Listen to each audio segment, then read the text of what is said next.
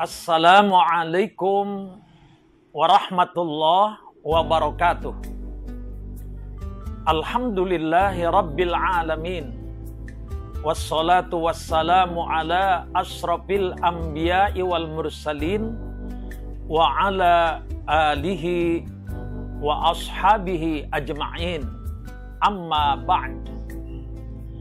Hadirin wal hadirat, jamaah yang berbahagia, pada kesempatan kali ini saya ingin menyampaikan kajian tentang hubungan zakat fitrah dengan puasa Ramadan.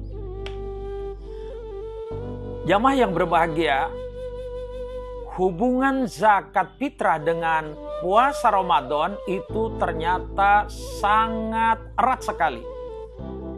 Bahkan zakat fitrah itu boleh dikatakan sebagai pendukung utama, sebagai penentu. Oleh karena itu saya ingin menyampaikan salah satu hadis Rasulullah Shallallahu Alaihi Wasallam. Beliau mengatakan zakatul fitri tahratul lis-shaimi wa ta'matul lil fuqara'i wal masakin. Al hadis. Berdasarkan hadis ini, hubungan dari zakat fitrah terhadap puasa itu dua yang paling menonjol. Pertama, zakat fitrah adalah sebagai pembersih bagi orang yang berpuasa Ramadan. Pertanyaannya, bukankah Ramadan juga sebagai pembersih daripada dosa-dosa kita? Memang betul. Dalam salah satu hadis Rasulullah pernah mengatakan, kenapa Ramadan itu disebut Ramadan? Wasumiya Ramadanu li'annahu yarmudud dunub.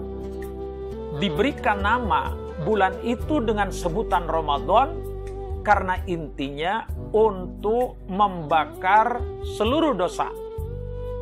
Pertanyaannya, kalaulah kita sudah membakar kotoran, katakanlah sampah, apakah itu sudah bersih? Jawabannya, belum tentu itu bersih. Maka keberadaan zakat fitrah itu betul-betul membersihkan kepada orang yang berpuasa tentang kotoran-kotoran yang lain.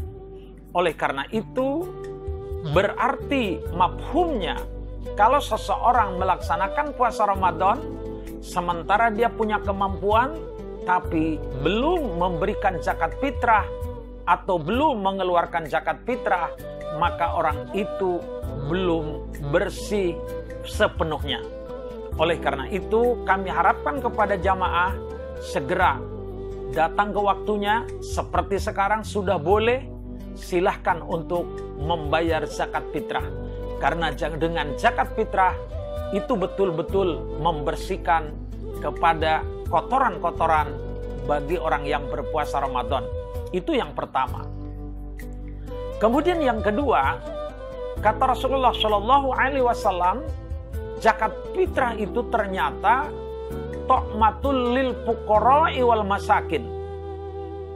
Zakat fitrah adalah sebagai makanan untuk orang-orang fakir dan untuk orang-orang miskin. Nah, karena zakat fitrah sebagai makanan, maka wajarlah kalau ulama jumhur fuqaha itu sepakat bahwa zakat fitrah itu lebih afdol dan sah dengan barang yang disebut bahan pokok. Kalau di Indonesia, di kita, bahan pokoknya adalah beras. Berarti beraslah yang harus diberikan sebagai zakat fitrah kepada fakir miskin. Lalu pertanyaannya, bagaimana kalau seseorang memberikan zakat fitrah dengan uang? Ulama fuqaha berbeda pendapat. Secara global terbagi dua pendapat. Jumhur ulama, diantaranya kelompok Imam Syafi'i, Malikiyah, kemudian madhab Imam Ahmad bin Hambal, dan banyak ulama-ulama yang lain sepakat berdasarkan hadis Rasul, yaitu harus dengan bahan pokok yang mengenyangkan, yaitu dengan beras. Tanpa beras, beliau-beliau ahli fuqaha itu memandang itu tidak sah. Itu pendapat yang pertama. Kemudian pendapat yang kedua, di antaranya Imam Abu Hanifah mengatakan yaitu sah dengan uang, karena kepentingan dan kebutuhan daripada fuqara wal masakin bukan hanya sekedar untuk makan dan minum, akan tetapi mereka butuh lauk pauk, butuh juga jajan belanja yang lainnya, dan lain sebagainya. Oleh karena itu, kata pendapat beliau, itu disesuaikan dengan kebutuhan daripada orang-orang fuqara wal masakin. Hadirin jamaah yang berbahagia, sekarang kita tinggal bagaimana cara memberikan zakat fitrah.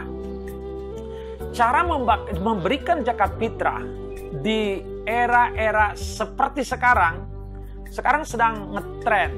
Banyak seperti kita dengar dari Malaysia, zakat fitrah itu lagi ngetren, yaitu lewat online. Bagaimana di kita? Bisa nggak? Oh bisa. Ajaran Islam simple. Ajaran Islam rasional. Ajaran Islam disesuaikan dengan kondisi hukum yang ada. Yang penting intinya adalah menyalurkan zakat fitrah. Namun zakat fitrah ada ketentuan-ketentuannya. Jangan sampai sembarangan. Ketika memberikan zakat fitrah, pertama ukurannya kita harus yakin, yaitu berapa liter kalau istilah kita. Istilah kita sudah mayoritas umum yaitu 3,5 liter. Lalu kalau di Jakarta itu sudah biasa kalau dirupiahkan harganya Rp35.000. Kemudian yang kedua, bagaimana caranya? Caranya kita ketika memberikan zakat fitrah itu wajib akad. Ya, wajib akad. Kita nggak bisa sembarangan nitip dan lain sebagainya tanpa disebutkan untuk apa. Ya, lebih afdol yaitu bertatap muka. Ketika seseorang mau memberikan zakat fitrah, dia genggam berasnya 3,5 liter katakan, ya kan? Atau dia bawa uang dari rumah Rp35.000, kemudian dia minta tolong kepada panitia yang sudah menyiapkan beras sebelumnya. Saya mau zakat fitrah, kebetulan saya ini bawa uang, tolong dong saya beli dulu beras 1 zakat, begitu 1 fitrahan. Nah, akad jual beli dulu. Kalau ingin lebih sempurna, maka ketika itu sudah kita akad jual beli, lalu kita terima beras itu, serahkan uangnya, baru di situ kita akad. Yaitu guru-guru kita dari dulu sudah mengajarkan kepada kita ketika menyerahkan zakat fitrah untuk diri kita dengan ungkapan Bismillahirrahmanirrahim, nawaitu an ukrija zakatal fitri an nafsi pardon lillahi ta'ala. Niat aku menyerahkan zakat fitrahku 1 fitrahan fardu karena Allah Ta'ala.